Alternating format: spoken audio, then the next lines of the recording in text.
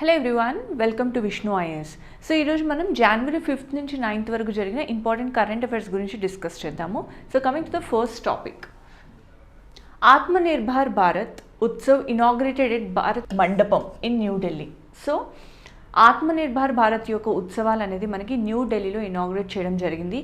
ఇది వచ్చేసి మనకి జనవరి 3rd నుంచి 10th వరకు ఈ పర్టికులర్ ఉత్సవాలు అనేవి జరుగుతాయన్నమాట. సో మరి ఇది ఎవరు హోస్ట్ చేస్తున్నారు అంటే డిపిఐఐటి అంటే department for promotion of industry and internal trade వాళ్ళు దీన్ని హోస్ట్ చేస్తున్నారు. And this is under ministry of commerce and industry. Very important, ఏ మినిస్ట్రీ కింద పనిచేస్తుంది అన్నది గుర్తుపెట్టుకోవాలి మనం. DPIIT is under the ministry of commerce and industry. Okay, so external affairs minister S Jaishankar గారు and union commerce minister Piyush Goyal గారు దీన్ని ఇనాగ్రేట్ చేయడం జరిగింది ఈ పర్టికులర్ ఉత్సవ్ని. సో ఈ ఉత్సవ్లోనే మనకి ఫర్ ద ఫస్ట్ టైం మనకి one district one product awards అనేది ఇవ్వడం జరిగింది. Okay, so for the first time national one district one product awards అనేది ఈ పర్టికులర్ ఉత్సవ్లో అనౌన్స్ చేశారు. మరి ఈ పర్టికులర్ ఉత్సవ్లో ఏం చేస్తారు అంటే they will be showcasing and celebrating the stride made towards self Reliance in the country. So మన self Reliance like products అనేది మనకి ఇక్కడే ఇండిపెండెంట్గా మన సొంతంగా ఇండిజినస్గా డెవలప్ చేసుకుంటూ we don't have to import the products from other country అంటూ దానిపైన మనం ఎక్కువగా ఫోకస్ చేస్తున్నాము అన్నట్టుగా ఈ పర్టికులర్ ఉత్సవ్లో మనం షోకేస్ చేస్తున్నాము. సో ఇక్కడే మనకి ఈ ఉత్సవ్లోనే national one district one product awards అనేది ఇవ్వడం జరుగుతుంది. అండ్ ఇన్ టోటల్ ఎన్ని అవార్డ్స్ ఇస్తున్నారు? 24 అవార్డ్స్ అండర్ 3 కేటగిరీస్లో మనకి 24 అవార్డ్స్ ఇవ్వడం జరుగుతుంది. ఏ కేటగిరీ కింద? డిస్ట్రిక్ట్ కేటగిరీ వాళ్ళకి, స్టేట్ కేటగిరీ వాళ్ళకి, యూనియన్ టెరిటరీ కేటగిరీ, అలా రకరకాల కేటగిరీస్ వాళ్ళకి 24 అవార్డ్స్ అనేది ఇవ్వడం జరుగుతుంది. ఓకే, సో మరి ఏ డిస్ట్రిక్ట్స్కి ఎలా అవార్డ్స్ వచ్చాయి, ఏ కేటగిరీ కింద అవార్డు వచ్చింది అన్నది మనం తెలుసుకోవడం చాలా important. So district awards agriculture category కింద మనకి ఆంధ్రప్రదేశ్లో ఉన్న డిస్ట్రిక్ట్ ఏది? అల్లూరి సీతారామరాజు అన్న డిస్ట్రిక్ట్లో మనకి అరకు ప్రోడక్ట్కి గోల్డ్ అవార్డు ఇవ్వడం జరిగింది. Gold category like gold award అనేది ఏ ప్రోడక్ట్కి ఇచ్చారు? అరకు కాఫీ. అరకు కాఫీ ఎక్కడ పండిస్తున్నారు? అల్లూరి సీతారామరాజు అన్న డిస్ట్రిక్ట్లో, ఎక్కడ? ఆంధ్రప్రదేశ్లో. ఓకే, సో మనకి ఏ ప్రోడక్ట్ ఏ డిస్ట్రిక్ట్లో అన్నది మనం గుర్తుపెట్టుకోవాలి. సో దట్ మనకి ఎగ్జామ్లో మ్యాథ్స్ ఫాలోయింగ్ రూపంలో క్వశ్చన్ అడిగే ఛాన్సెస్ ఉంటుంది. కాబట్టి మనం ప్రోడక్ట్ పేరు and at the same time ఏ డిస్ట్రిక్ట్లో దాన్ని ఎక్కువగా పండిస్తారు అన్న దాని గురించి మనం చూసుకోవాలి. ఉత్తరకాశీ డిస్ట్రిక్ట్లో మనకి రెడ్ రైస్ని ఎక్కువగా పండిస్తారు. ఓకే, దానికి సిల్వర్ అవార్డు ఇవ్వడం జరిగింది. షోపియాన్ వచ్చేసి ఎక్కడ? షోపియాన్లో ఏం పండిస్తారు? యాపిల్. బ్రాంజ్ కేటగిరీలో అవార్డు వచ్చింది. కందన్మల్ దేనికి వచ్చింది? టర్మరిక్ ప్రోడక్ట్కి వచ్చింది. టర్మరిక్ ప్రోడక్ట్ కందన్మల్లో చాలా స్పెషల్ అనమాట, అందుకోసం దానికి బ్రాంజ్ అవార్డు ఇవ్వడం జరిగింది. ఇప్పుడు మనం నాన్ అగ్రికల్చర్ కేటగిరీలో అవార్డ్స్ ఏ విధంగా ఇచ్చారు అన్నది చూద్దాం. నాన్ కేటగిరీ దాంట్లో కాకినాడ ఎక్కడుంది? కాకినాడ ఆంధ్రప్రదేశ్లో ఉన్న కాకినాడలో మనకి ఉప్పాడ జమ్దని శారీకి ఈ పర్టికులర్ అవార్డు ఇవ్వడం జరిగింది. నెక్స్ట్ బండా వచ్చేసి మనకి ఎక్కడుంది? ఉత్తరప్రదేశ్లో ఉంది. ఇక్కడ ఏ ప్రోడక్ట్కి ఇచ్చారు అవార్డు అంటే Shajar stone క్రాఫ్ట్కి.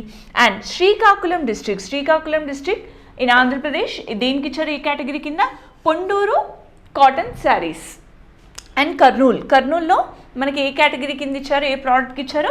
Handloom silk saris కింద మనకి కర్నూలు డిస్ట్రిక్ట్కి బ్రాంజ్ అవార్డు ఇవ్వడం జరిగింది. ఓకే, సో మనకి ప్రోడక్ట్స్ డిస్ట్రిక్ట్స్ గుర్తుపెట్టుకోవడానికి ట్రై చేయండి. నెక్స్ట్, నృత్య Kalanithi award conferred on వాసంత Lakshmi గారికి నృత్య కళానిధి అవార్డ్ అనేది ఇచ్చారనమాట. సో దాని గురించి మనం చదువుకుందాం.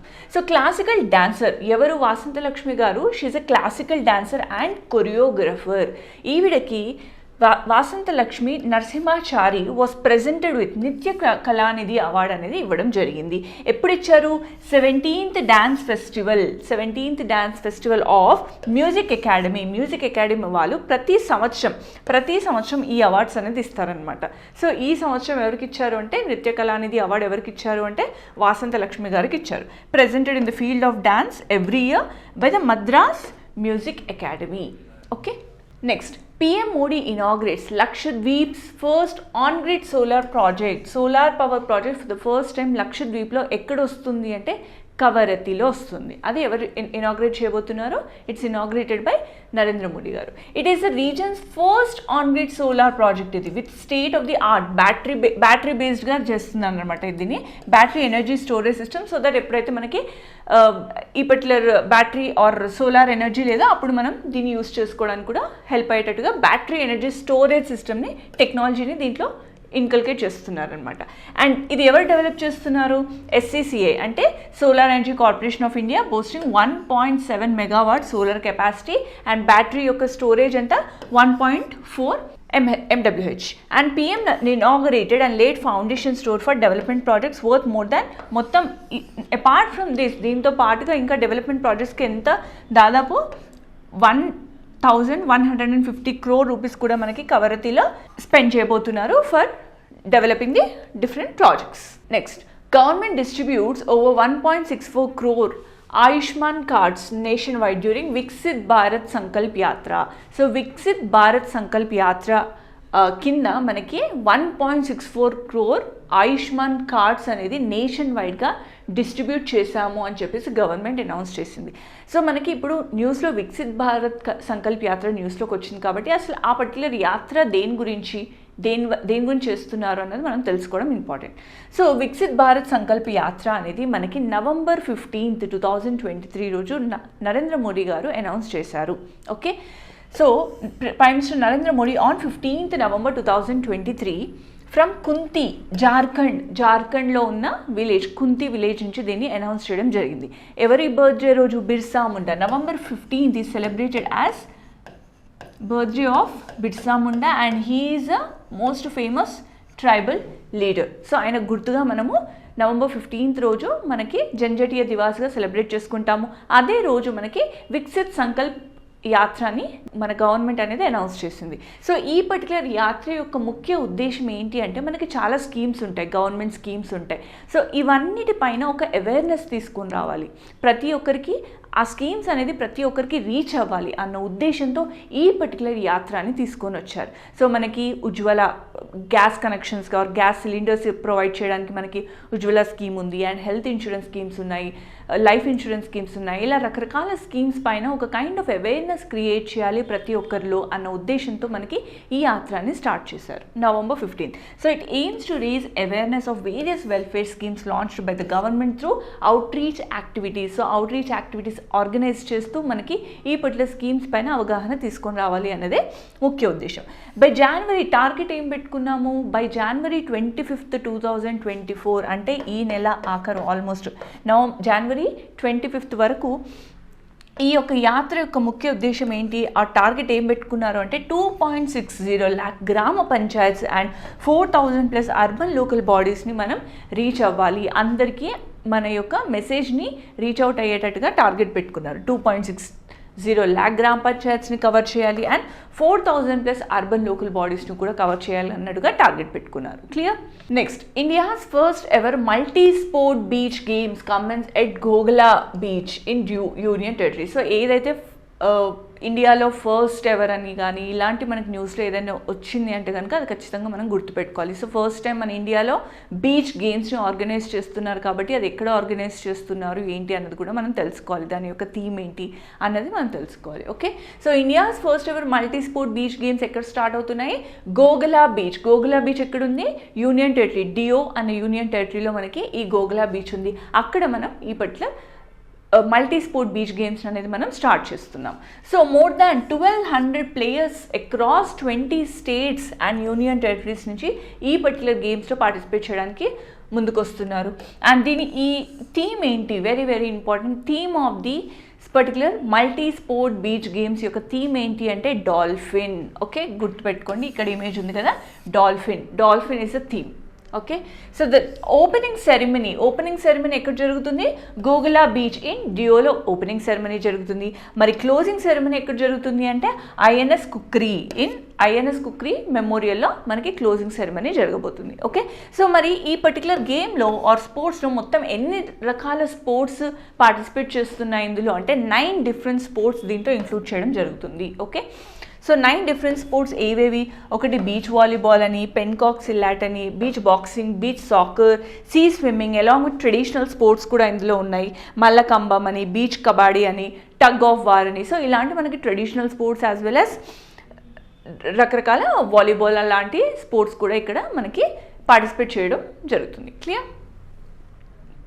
Next, Global Biofuel Alliance attracts participation from 22 nations and 12 international organizations. Okay, so మనకి Global Biofuel Alliance అనేది మనకి as a part of G20 summit కింద దీన్ని లాంచ్ చేయడం జరిగింది. గ్లోబల్ బయోఫ్యూయల్ అలయన్స్ అనేది మనకి నరేంద్ర మోడీ గారు అనౌన్స్ చేశారు ఆర్ లాంచ్ చేశారు డ్యూరింగ్ ఎప్పుడు G20 సమ్మిట్. మనకి G20 సమ్మిట్ జరిగింది కదా last year. So G20 summit న్యూఢిల్లీలో జరిగినప్పుడు మనకి ఈ పర్టికులర్ గ్లోబల్ బయోఫ్యూయల్ అలయన్స్ని మన నరేంద్ర మోడీ గారు అనౌన్స్ చేశారు. ఓకే, సో బయోఫ్యూయల్ అంటే ఏంటి? What is a biofuel? So biofuel is a fuel generally generated from biomass. So biomass అంటే మనకి వేస్ట్ మెటీరియల్ ఉంటుంది కదా, waste material from the plant or algae material కానీ ఆర్ యానిమల్ ద్వారా కానీ ఆర్ యానిమల్ వేస్ట్ ద్వారా కానీ వచ్చే వేస్టేజ్ నుంచి మనకి ఏదైతే బయోమాస్ జనరేట్ అవుతుందో దాన్ని మనం బయోఫ్యూయల్గా కన్వర్ట్ చేసుకుంటాము, and that is a biofuel. Okay, so global biofuel alliance అంటే ఏంటి అసలు అన్న దాని గురించి మనం మాట్లాడుకుంటాం. So global biofuel alliance is an India led initiative. అంటే మన ఇండియాని దీనికి ఇనిషియేట్ చేసిందనమాట. సో ఈ పర్టికులర్ ఇనిషియేటివ్కి basically alliance of what different organisations, government కానీ, ఇంటర్నేషనల్ ఆర్గనైజేషన్స్ కానీ, ఇండస్ట్రీ కానీ అందరూ కూడా kind of a collaboration to basically adapt biofuels. So బయోఫ్యూయల్స్ని మనం అడాప్ట్ చేసుకోవడానికి అన్న ఉద్దేశంతో మనం ఈ పర్టికులర్ అలయన్స్ని మన ఇండియా అనేది ఇనిషియేటివ్గా తీసుకొని స్టార్ట్ చేయడం జరిగింది. Not only adoption of biofuels, apart from that మన ఇండియాలో we are the biggest biofuel consumers. Okay, so biggest consumers and at the same time producers as well. So producers మనమే, consumers మనమే ఎక్కువగా biofuels వాడేది. And అందుకోసం this initiative దీనివల్ల ఏమవుతుంది అంటే మనకి ఎనర్జీ ట్రాన్సిషన్ ఎక్కువగా జరిగే ఛాన్సెస్ ఉంటుంది. Right, whenever we are converting from the fossil నుంచి బయోఫ్యూయల్స్కి కన్వర్ట్ అవుతున్నప్పుడు మనకి ఏమవుతుంది, బయోఫ్యూయల్స్ వల్ల మనకి ఎనర్జీ ట్రాన్సిషన్ అనేది ఎక్కువగా జరుగుతుంది. అపార్ట్ ఫ్రమ్ దాట్ మనకి contribution to jobs, so jobs కూడా మనకి ఎక్కువగా జనరేట్ అవుతాయి. And at the same time ఎప్పుడైతే జాబ్స్ ఎక్కువ ఇంక్రీజ్ అవుతాయో అప్పుడు మనకి ఎకనామిక్ గ్రోత్ కూడా ఎక్కువగా అయ్యే ఛాన్స్ ఉంటుంది. సో ఆ విధంగా మన ఇండియాలో ఒక మంచి మార్కెట్ అనేది ఉంది for this particular biofuels because we are the biggest consumers as well as producers. కాబట్టి we have to tap that particular market so that our economy will be in a better position అన్న ఉద్దేశంతో మనము ఈ global biofuel alliance అనేది start చేసాం. So మనం కొన్ని facts చూసుకుంటే India is now the world's third largest energy consumer అంట. ఓకే, వరల్డ్స్లోనే థర్డ్ లార్జెస్ట్ ఎనర్జీ కన్జ్యూమర్ మన India, and third largest consumer for oil, and third largest LPG consumer, and fourth largest LNG importer, and fourth largest refiner, and fourth largest automobile market in the world. Okay, next IIT Hyderabad to host Inventive 2024. Very very important. Inventive అనే యొక్క ఇనిషియేటివ్ని మన Hyderabad IIT Hyderabad host చేస్తుంది. So మనకి ఎగ్జామ్లో అడుగుతారు Inventive 2024 has been hosted by which particular IIT అని మనకి ఆప్షన్స్లో ఇస్తారు. So we should be able to identify that it's IIT Hyderabad. Okay, so IIT Hyderabad will host the second edition of the ministry of education's flagship event inventive 2024 ఆన్ January 19th and 20 రోజు ఈ particular event అనేది జరుగుతుంది. And it will bring participates from 23 IITs నుంచి ఇక్కడ participate చేయడానికి వస్తున్నారు. And leading higher educational institutions such as NITs, IISc, Bengaluru and top NIRF ranked engineering institutes. So వీళ్ళందరూ ఇక్కడికి వచ్చి ఈ యొక్క innovative like global innovation showcase చేయబోతున్నారు అనమాట.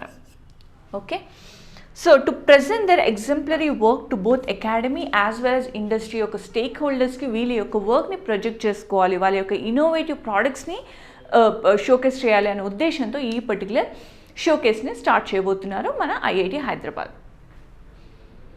Next, government approves Prithvi Vigyan scheme. Very very important. Very రీసెంట్గా మనకి ఈ పృథ్వీ విజ్ఞాన్ స్కీమ్ అనేది గవర్నమెంట్ అప్రూవ్ చేసింది. So what is this Prithvi Vigyan scheme అన్న దాని గురించి మనం మాట్లాడుకుందాం. So union cabinet chaired by Narendra Modi has given this approval for this particular scheme called Prithvi Vigyan scheme. So Prithvi Vigyan scheme, Prithvi అంటే ఏంటి? It's an earth. So a మినిస్ట్రీ కింద ఉంటుంది అంటే ministry of earth sciences. So ministry కూడా గుర్తుపెట్టుకోవాలి. మినిస్ట్రీ ఆఫ్ ఎర్త్ సైన్సెస్ కింద ఈ పర్టికులర్ స్కీమ్ అనేది లాంచ్ చేస్తున్నారు. సో బేసికలీ ఏ పీరియడ్ నుంచి ఏ పీరియడ్ వరకు దీన్ని లాంచ్ చేస్తున్నారంటే 2021 to 2026 వరకు ఆ పర్టికులర్ పీరియడ్ వరకు దీన్ని లాంచ్ చేస్తారు. దీనికి అలొకేట్ చేసిన బడ్జెట్ ఎంత అంటే 4,797 crores దీనికి ఎలొకేట్ చేశారు. మరి ఈ పట్ల స్కీమ్లో ఏం చేస్తున్నారు అంటే మనకి సబ్ స్కీమ్స్ చాలా ఉన్నాయి, లైక్ ఇండివిజువల్ స్కీమ్స్ అనేవి చాలా చిన్న చిన్న స్కీమ్స్ చాలా ఉన్నాయి. సో దాదాపు 5 స్కీమ్స్ని అన్నిటిని దీని కిందకి తీసుకొని వస్తున్నారు. ఆ 5 స్కీమ్స్ ఏవి అంటే ఎక్రాస్ అంటే ఏంటి, atmosphere and climate research, modelling observing systems and services అని అదొక స్కీమ్. ఇంకోటి ఓ స్మార్ట్ అంటే ocean services modelling application resource and technology. And PACER అంటే polar science and cryosphere research. Next SAGE seismology and geo sciences. 5th one is research education training and reach out. So ఈ 5 sub స్కీమ్స్ని మనకి ఒకే కేటగిరీలో పెడుతున్నారు. అదే ఏది అంటే Prithvi Vignan. So మరి ఈ పృథ్వీ విజ్ఞాన్ యొక్క ముఖ్య ఉద్దేశం ఏంటి, దేనికి పర్టికులర్ స్కీమ్ అనేది తీసుకొస్తున్నారు అనే దాని గురించి మనం మాట్లాడుకుందాం.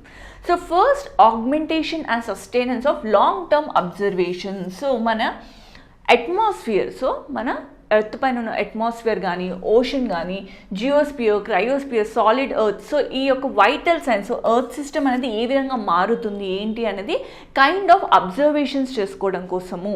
సో అబ్జర్వేషన్ చేస్తే మనకి ఏమొస్తుంది, డెవలప్మెంట్ ఆఫ్ దానికి తగ్గట్టుగా మనము మన యొక్క వెదర్స్ని ప్రెడిక్ట్ చేయాలి, రైట్. సో వెదర్ ప్రెడిక్ట్ చేయడం అండ్ ఓషన్ క్లైమేట్ హజార్డ్స్ ఏ విధంగా రాబోతున్నాయి ఫ్యూచర్లో అన్నవి మనం ప్రెడిక్ట్ చేసుకొని దాని తగ్గట్టుగా మనం ఎక్స్ప్లోరేషన్ పోలార్ అండ్ హైసీ రీజన్స్ని కూడా ఎక్స్ప్లోర్ చేస్తూ దానికి తగ్గట్టుగా మనము టెక్నాలజీని డెవలప్ చేసుకోవాలి, right. So for exploration and sustaining harnessing of oceanic resources for societal applications. So మనకి మన సొసైటీకి హెల్ప్ అయ్యే విధంగా ఈ పర్టికులర్ అబ్జర్వేషన్స్కి అనుగుణంగా మన టెక్నాలజీని కొత్తగా అప్గ్రేడ్ అవుతూ తీసుకొని వస్తే so that society will be benefiting at the end అన్న ఉద్దేశంతో మనం ఈ పర్టికులర్ స్కీమ్ని తీసుకొచ్చాం. Apart from that all the knowledge which we get from this observation. So మనకు వచ్చిన నాలెడ్జ్ ఏదైతే ఉంటుందో by observing the atmosphere, ocean, solid earth ఇవన్నీ అబ్జర్వ్ చేయడం వల్ల మనకు వచ్చే నాలెడ్జ్ ఏదైతే ఉంటుందో